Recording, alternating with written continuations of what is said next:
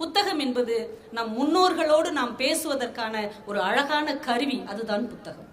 புத்தகம் என்பது கையில் ஏந்தக்கூடிய ஒரு கடவுள். அது நீங்கள் கேட்கிற வரங்களை எல்லாம் மறுக்காமல் உங்களுக்கு தரும்.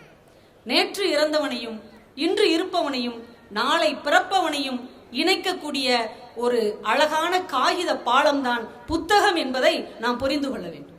ஒவ்வொரு புத்தகமும் ஒரு குட்டி குழந்தை. அதை தூக்கி கையில் ஏந்தி கொள்ளும் போது நம்முடைய மனது அவ்வளவு மகிழ்ச்சியை அடைகிறது. நீங்க ஒரு வார்த்தை கேள்விப்பட்டிருப்பீங்க. இப்ப நீங்களாம் சென்னை வாசிகள், ஜலாலுதீன் அவர்கள் மதுரை வாசி, நான் ராஜபாளையத்து வாசி, பாரதி கிருஷ்ணகுமார் அவர்கள் அருப்புக்கோட்டை வாசி, நீங்க ஒவ்வொருத்தங்களும் மேற்கு மாவட்ட வாசி, திருவள்ளிக்கேணி வாசி அப்படின்னு சொல்லுவோம். வாசி என்றால் என்ன? சென்னை வாசினா சென்னையில் வசிப்பவர் என்று அர்த்தம்.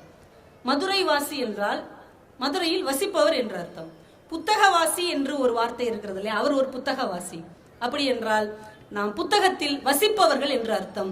நீங்கள் சென்னை வாசிகளாக இருங்கள், இல்ல மாம்பழ வாசிகளாக இருங்கள், காஞ்சிபுர வாசிகளாக இருங்கள், வந்தவாசியாக கூட இருங்கள், எந்த வாசியாக இருந்தாலும் நீங்கள் புத்தகவாசிகளாக இருக்க வேண்டும் என்பதுதான் எங்களுடைய ஒரு மிகப்பெரிய ஆசை. கைதட்டணும்னு தோணுச்சுன்னா நீங்க பாட்டு தட்டி விடுங்க, அதுக்கு ஒன்றும் கேள்வியோ பணமோ கிடையாது. எங்க ஊர்ல எல்லாம் படிக்காத பாமர ஜனங்கள் இருக்காங்களே, அவங்கள பார்த்தா என்ன சொல்லுவாங்கன்னா, புத்தக வாசனையே இல்லாதவன் அப்படிம்பாங்க. உனக்குலாம் படிப்பு வாசனைனா என்ன தெரியுமாடா அப்படிம்பாங்க. அது என்ன, புத்தகத்துக்குன்னு என்ன வாசனை இருக்கிறது?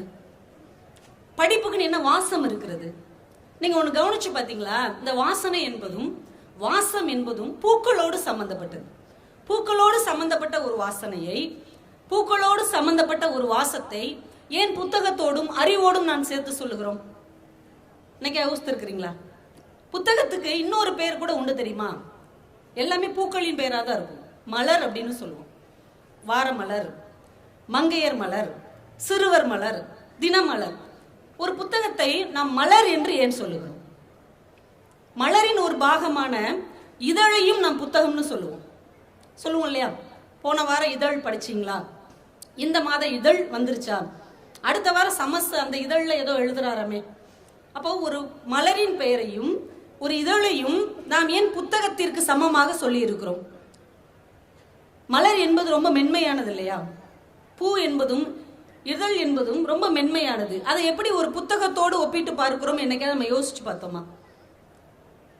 ரொம்ப மென்மையான ஒரு விஷயத்தை புத்தகத்துக்கு நாம் எப்படி ஒப்பிட்டு பார்க்கிறோம்? ரெண்டுக்கும் என்ன தொடர்பு இருக்கிறது? ஞானேஸ்வரர் அப்படின்னு